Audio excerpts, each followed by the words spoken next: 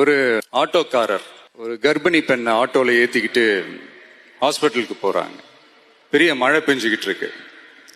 அப்ப அவர்கிட்ட இருந்த அந்த கொடைய அந்த கர்ப்பிணி பெண்ணை கிட்ட கொடுத்துட்டு இதை எடுத்துக்கிட்டு போமா அப்படின்னு சொல்றாங்க. அப்ப அந்த பொண்ணு சொல்றாங்க, ஆனா இது எப்படி நான் உங்ககிட்ட நான் திருப்பி கொடுக்கறது? அதுக்கு அந்த ஆட்டோக்காரர் சொல்றாரு, வேற யாருக்காவது தேவைப்படுறவங்களுக்கு கொடுத்துருமா அப்படின்னு சொல்லிட்டு அவர் போயிடுறார்.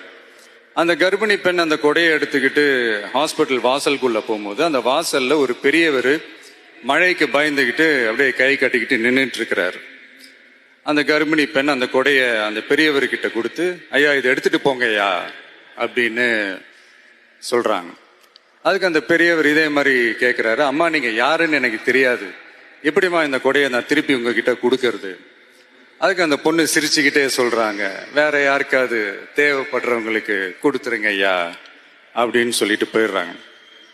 உடனே அந்த பெரியவர் கொடையை எடுத்துக்கிட்டு பஸ் ஸ்டாப்புக்கு வராரு. பஸ் வருது. ஏறி போகும்போது அங்க பாக்குறாங்க ஒரு பூக்கார அம்மா பூவை வச்சுக்கிட்டு ஒரு அட்டையை இப்படி மழைக்காக பிடிச்சிக்கிட்டு உட்கார்ந்துட்டு இருக்கிறாங்க.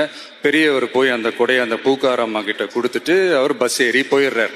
பூக்காரம்மா அந்த கொடையை எடுத்துக்கிட்டு வீட்டுக்கிட்ட வரும்போது அங்க ஒரு ஸ்கூல் படிக்கிற பொண்ணு பேக் எல்லாம் மாட்டிக்கிட்டு மழையில ஓடி வர்றாங்க.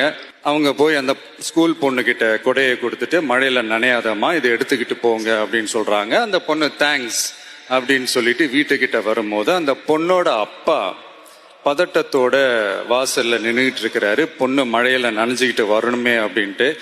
அந்த அப்பா வேற யாரும் இல்ல, அந்த ஆட்டோக்காரர்.